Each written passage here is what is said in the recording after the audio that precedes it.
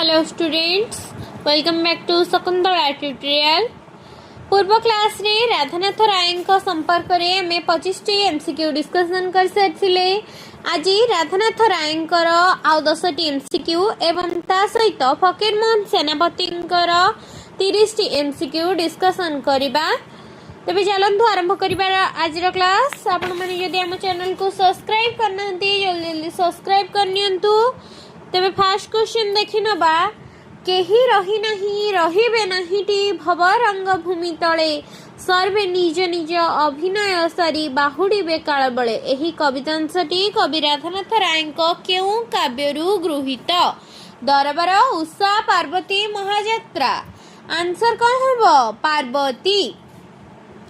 राधानाथ राय पार्वती काव्यरु एही पंक्तिटी आसीछि। केउ पंक्तिटी? केही रही नहीं रहिबे नाहीटी भव रंग भूमि तले सर्वे निज निज अभिनय सरी बाहुड़ीबे काल बळे। Next question.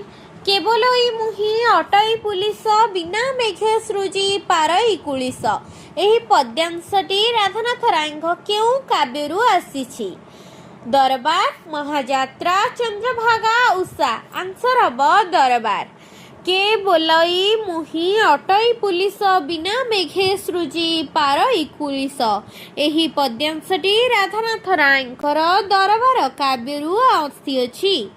नीलिमार बामा चारु केश पासे तो नील बिचिकी कला उपहास। एही कवितांशटी केउ काव्यर अंश विशेष अटे? ऑप्शन है पार्वती, चिलिका, चंद्रभागा, नंदिकेश्वरी। आंसर हब चिलिका। नीलिमारे बामा चारु केश पासे तो नील बिचिकी कला उपहास। एहा चिलिकारु आसीअछि। चुंबी चरण को चिकुर राजी दोले चरमे मदन केतन उड़ई किबा शोभाश्रमे। एही पद्यांशटी कवि राधानाथ राय केउ काव्यरु आसीछि? चिलिका, चंद्रभागा, जजाति केसरी, तुलसी स्तवक। आंसर हब चंद्रभागा। चुंबी चरण को चिकुर राजी दोले चरमे मदन केतन उड़ई किबा शोभाश्रमे। एहा चंद्रभागारु आसीछि। सूर्यदेव काहाकू कहउचंती? चंद्रभागा को कहउचंती। Next question. ए जीवन उहई स्थिर स्थिरटे मरण माटीर ए घट निश्चय मिसिब माटीरे। ए पद्यांशटी कवि राधानाथ राय केउ काव्यर अंश विशेष? पार्वती, दरबार, महायात्रा, चिलिका। आंसर हब महायात्रा। एहार वाक्यांशरू मध्य जणा पड़ुछि एहा अमित्राक्षर छंदरे रचित, तेणुकरी एहा महायात्रार एक अंश विशेष अटे। ए जीवन उहई स्थिर स्थिरटे मरण माटीर ए घट निश्चय मिसिब माटीरे। Next question. राधानाथ राय भ्रमणकारी पत्र केबे प्रकाशित होइथिला? 1888, 1887, 1892, 1899। आंसर हब 1887। राधानाथ राय भ्रमणकारी पत्र 1887 रे प्रकाशित होइथिला। अमरसी बाणी प्रसंगटी राधानाथ राय केउ काव्य रे वर्णित? चिलिका, महायात्रा, चंद्रभागा, जजाति केसरी। आंसर हब महायात्रा। अमरसी बाणी प्रसंगटी राधानाथ राय महायात्रा काव्य रे वर्णित होइछि। राधानाथ राय केउ गद्य ग्रंथटी एक विदेशी गल्पर ओडिया रूपांतर? विवेकी, इताली युवा, भ्रमणकारी पत्र, उर्वशी काव्यर उपसंहार। आंसर हब इताली युवा। राधानाथ राय इताली युवा गद्य ग्रंथटी एक विदेशी गल्पर ओडिया रूपांतर अटे।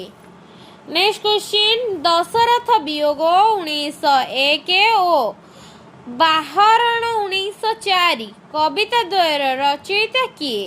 राधानाथ राय, फकीरमोहन सेनापति, गंगाधर मेहेर, मधुसूदन राव।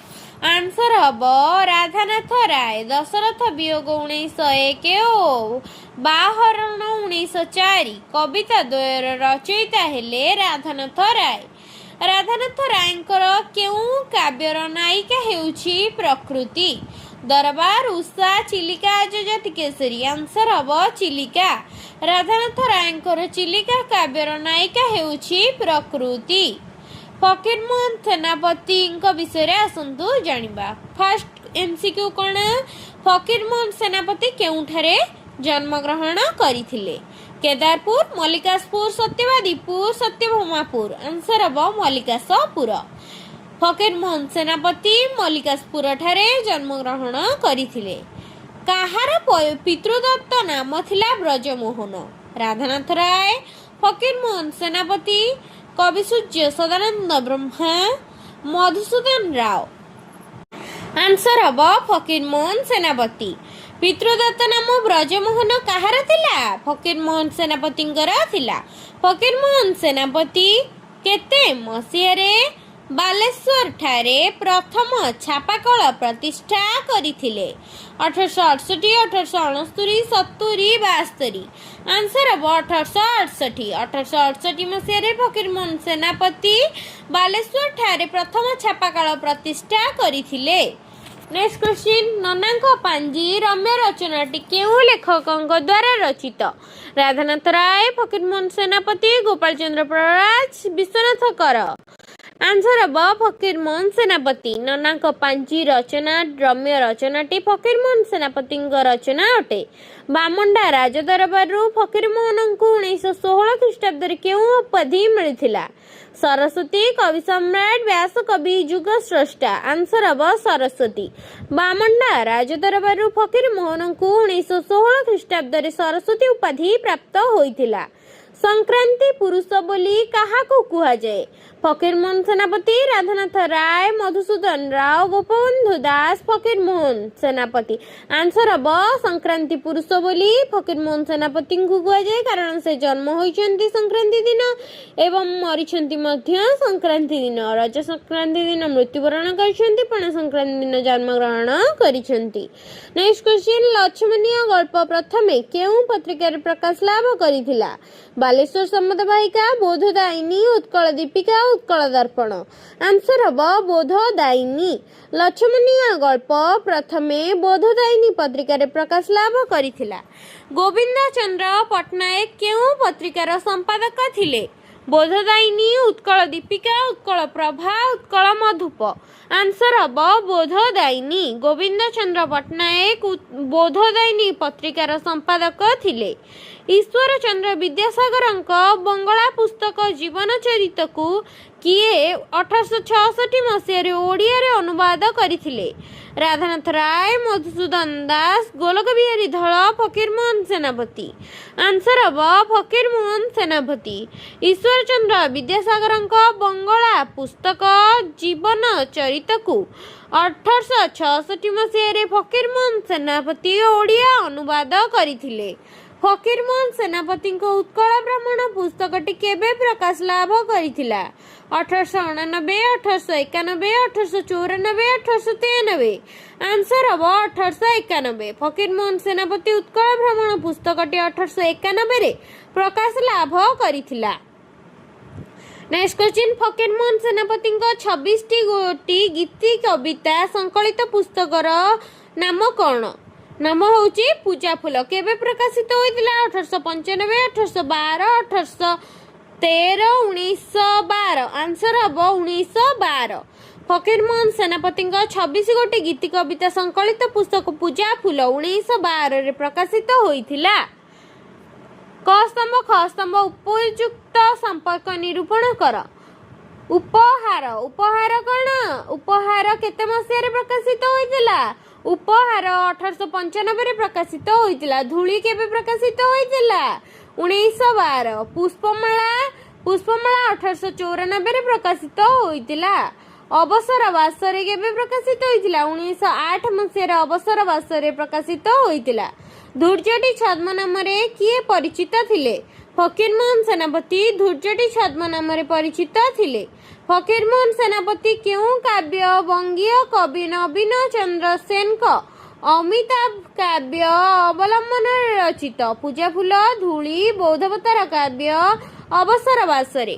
ଆନ୍ସର ହେବ ବୌଦ୍ଧାବତାର କାବ୍ୟ। ଫକୀରମୋହନ ସେନାପତିଙ୍କର ବୌଦ୍ଧାବତାର କାବ୍ୟ ବଙ୍ଗୀୟ କବି ନବୀନ ଚନ୍ଦ୍ର ସେନଙ୍କ ଅମିତାଭ କାବ୍ୟ ଅବଲମ୍ବନରେ ରଚିତ।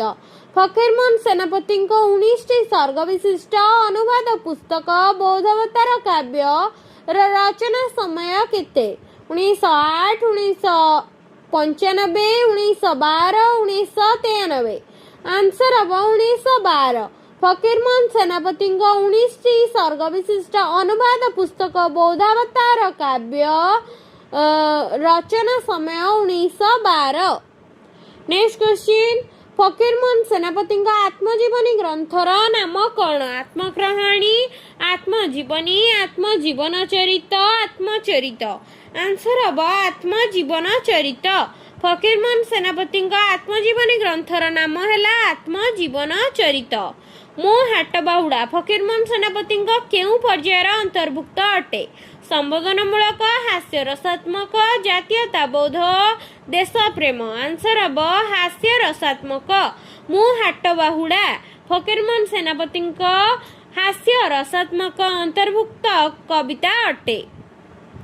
नेक्स्ट क्वेश्चन, आत्मजीवन चरितर किछि अंश संबलपुर हितैषिणी पत्रिका रे प्रथमे केबे प्रकाशित होइतिला? 1915, 1910, 1928, 1920। आंसर हम 1915। आत्मजीवन चरितर किछि अंश संबलपुर हितैषिणी पत्रिकार प्रथमे 1915 रे प्रकाशित होइतिला। आज आलोचना रे आमे 48टी राधानाथ राय विषय एवं फकीरमोहन सेनापति विषय आलोचना कले एमसीक्यू गुड़िक। जदि वीडियोटी भल लगी थाए लाइक शेयर सब्सक्राइब निश्चिंत करिवे एवं कमेंट रे जणैबे नेक्स्ट कहा ऊपर आलोचना करिबा। Thank you.